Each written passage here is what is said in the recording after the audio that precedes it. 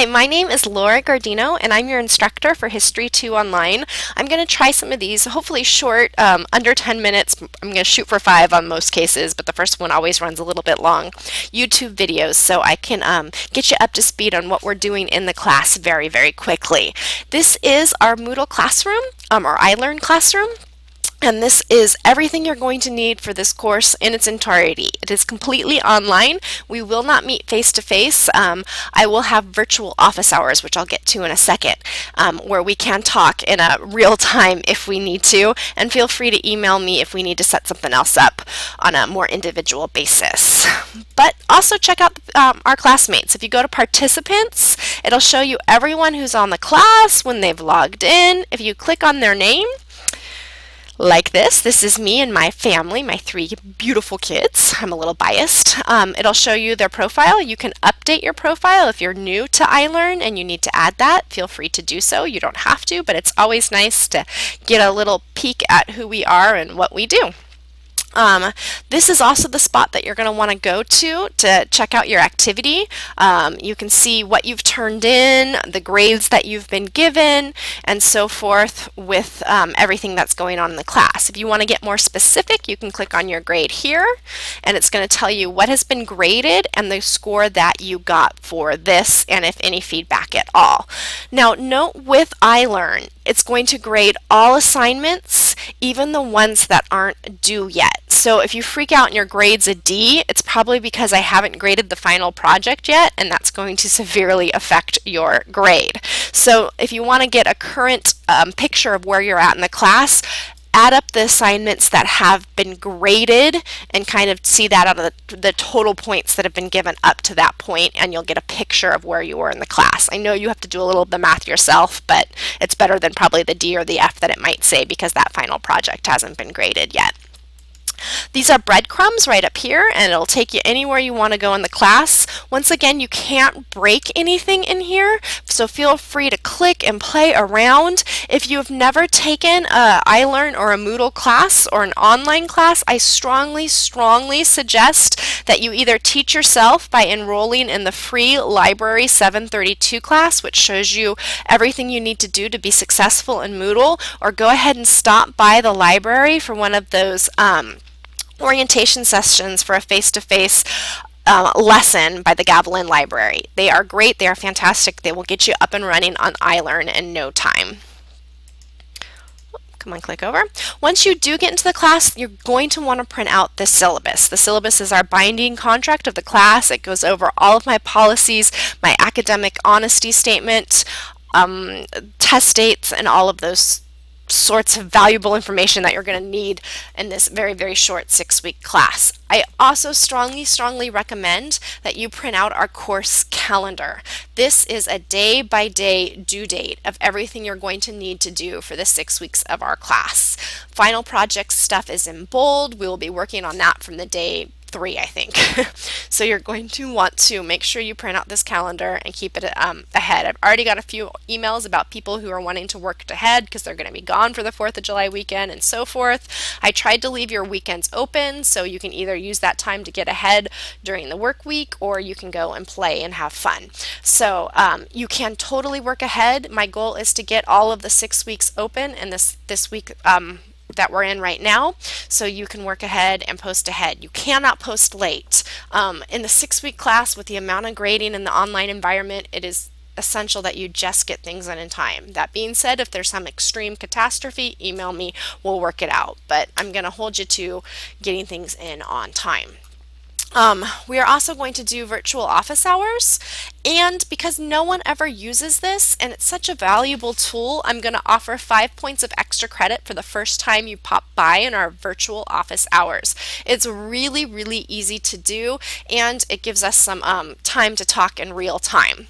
What you're going to want to do is you're going to want to go to the website cccconfer.org. Once you're there, you will enter the passcode 236202 when prompted. You're also going to pick up your cell phone or your home phone and dial 888, which is a toll-free number, 886-3951. I'm sorry, let me back up. You'll first call this number, and then you'll enter the passcode after you call this number. It's a free call. This will allow us to talk on a conference line. Then you're going to go to cccconfer.org and you're going to click the participant login button under the Meet and Confer logo. This looks like this. So you log on to CCC Confer, then you're going to do the participant login button, and then you're going to go for the date and the time. And mine might not be in here yet because I just set it up and we're at 9 o'clock. Yeah, so it's still up there. Oh no, I skipped way ahead. So 6/14, 66666. I'll be right around here. History 2, summer office hours. So you're going to click on go. You're going to enter your name, your last name, your email, the name on the screen. Please use your first and last name so I can give you proper extra credit, and then the passcode that was listed earlier, which is right here. The passcode 236202.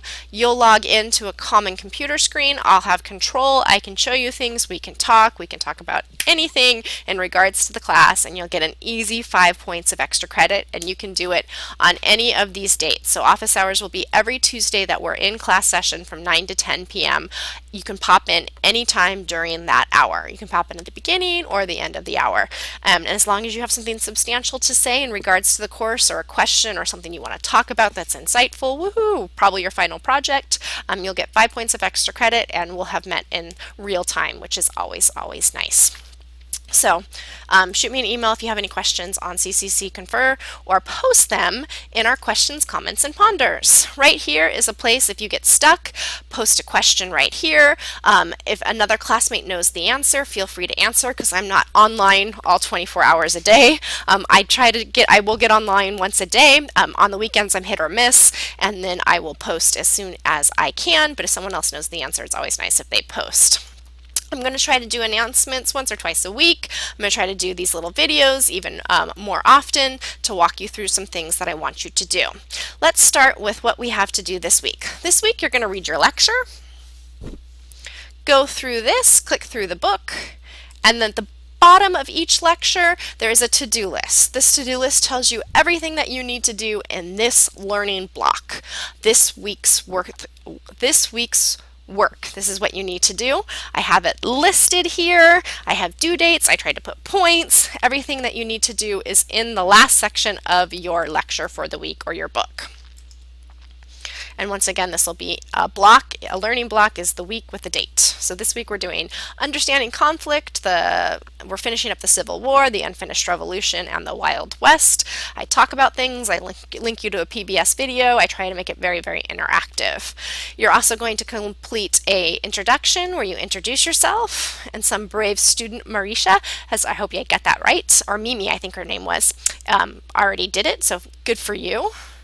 You're also going to do another forum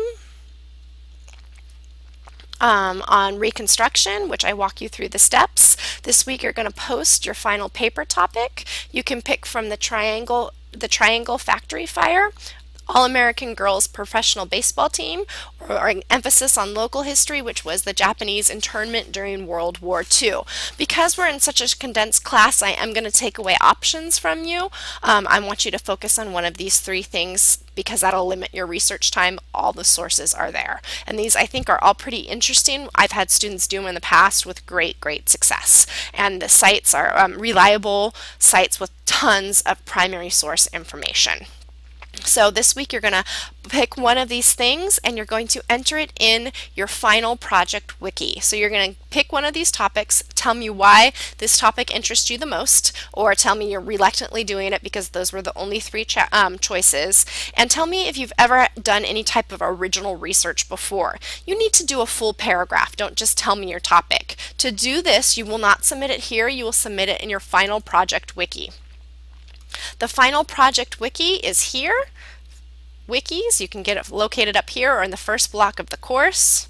You'll go down here, you'll type the title, so topic, selection, you'll put the date, I think it's due on the 15th, don't quote me on that, and then you'll say I'm going to do the triangle, shirtwaist, factory fire, because la da da da da da da da. Very important, you hit save. And then you'll have entered your work. The great thing about a wiki is it's a common shared document between yourself and myself only. So I will get to read it, you will get to read it, no one else in the class will see it. But as you go through, you're going to update your final project as you do more and more work on it throughout the 6 weeks. And I will give you feedback and I will score you for all of these lovely assignments you see right here. So make sure you're understanding that the wiki is in this first part of the class where it says Final Project Wiki, and you'll do all of your research. You'll keep it in one spot. I highly also recommend you save it in some Word documents, but I can see how you're progressing on your final project. We'll get more into the final project. Go ahead and read about it right here, all of your options and what you need to do. Shoot, I'm already at 10 minutes and this is way too long. So this is what we're doing this week. You're also going to read Taking Sides. Taking Sides is a very tough book. The first time you read it, it will take you a very long time. Don't be discouraged. Academic reading is a necessary skill for the farther you go in college, and we are learning that our undergrads are not getting enough academic reading, so therefore they're not as successful when they move on to the next level. Even if you choose not to go on to a four-year institution, we are seeing that more and more people are getting specific type of text to read in the fields that they're choosing to go into. Nursing, AJ, you need to understand the language of the field, and practicing academic reading does this. Taking Sides is a great book because it'll give you an 80-page journal article in 10 pages. And what's nice is there's two sides. There's a yes and a no. They don't always quite match up, but they get really, really close. So you're going to want to read both sides. The first thing you're going to do this week is you're going to turn in an outline. I have a sample of an outline right here, Taking Sides, graded an example. And this is actually not an A example because I wanted to show you that. You're going to write the yes side. Oscar Hanlon says this. Then you are going to find the thesis, not the issue summary, but the thesis. And you are going to write it down word for word in quotation marks with the page number, and then you're going to tell me what you think the historian is saying in your own words. You're going to find 3 supporting points, which you will summarize in your own words, and then you will give me a critique. And notice this student is missing the critique. Never, ever, ever in your critique say this is boring. I know Taking Sides is not a beach read, it's not a page turner. You have to read it with a purpose. So make sure you are telling me, did the historian hit what his argument was? Did he aptly support his thesis? How did he lay it out? You're going to go and do the same for the no side. And then I will grade you with this rubric here. Did you find the thesis? And then did you put it in your own words? Did you quote it directly? Did you find 3 supporting facts that directly related to the thesis in bullet form? And then did you critique the arguments the historians used for strengths and weaknesses? So that's what you're going to want to do there. You will do this every time we have a Taking Sides reading, and then you will participate in the Taking Sides forum. You will post a new discussion topic, use a catchy title, and then don't give me your outline. I want your critique. You can use parts of your critique directly from your outline, but do not use your whole outline. I have found that students who do the outline first have a much higher participation in the discussion forum because they understand the reading. For help on the reading, go click over it. You can go to Bowden and he tells you how to read a book. This is one of our resources that you find in our course over here where it says web links, history web links.